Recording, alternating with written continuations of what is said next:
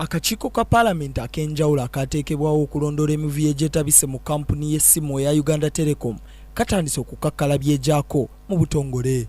Gye buvuddeko omubaka Nandala Mafaabi akiikirira Budadiri West yayanjula alipoota y'obwa Ssekinoomu mu Paalamenti eyalambika ng'abakungu bana bokka abaddukanya kampuni y'amasimu eya Uganda Telecom baali badobonkanyiza emirimu gya Uganda Telecom olw'okubulankanya ensimbi kwessa n'okuziddibuda nga bwe beesasula emisaala emisava kyokka ng'abakozi aba wansi beeyaguza lujjo. Abakungu bano era batunda ebyobugagga bya kampuni ya Uganda Telecom ekyaviirako ensimbi z'omuwi w'omusolo ezisoba mu buwumbi 4 okufiirizibwa. Omubaka Nandala bw'abadde alabiseeko eri akakiiko kano ak'enjawulo ategeezezza ng'abakungu ba Uganda Telecom bwe basaanye okuddako ebbali banoonyezebweko kubanga ensimbi eziwerera ddala obuwumbi 67 ze zigenda okufiirizibwa nga zino ziri mu mabanja agabanjibwa Uganda Telecom okuva mu bitongole eby'enjawulo. Twagala bano aba top management eddeko ku bbali bakola investigation okutunda ebintu bya UTL ebintu bye batunda amataka gano n'ebyemax green byali byaffe bano tebazimbangako masi tebaleetangako ettaka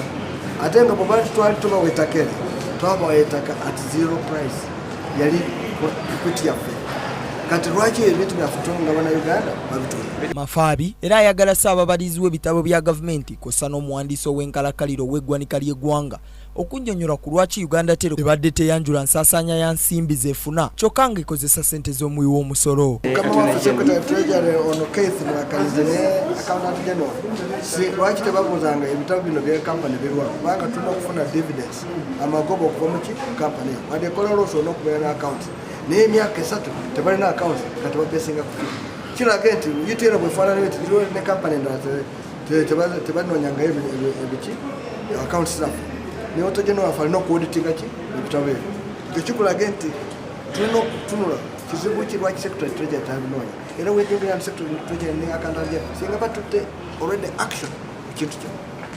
Ababaka bano era kibaweddeko bwe bazudde nga bannayuganda bakolera mu kampuni y'amasimu eya Uganda Telecom bwe basasulwa emisaala mu ssente enzungu eza $. I was shocked to see Uganda, the local national staff, being paid in dollars. Yes. I mean, how do you pay national staff in dollars? And especially Not an expatriate, and they're trading in dollars. Actually, most of the transaction in UTL is in dollars.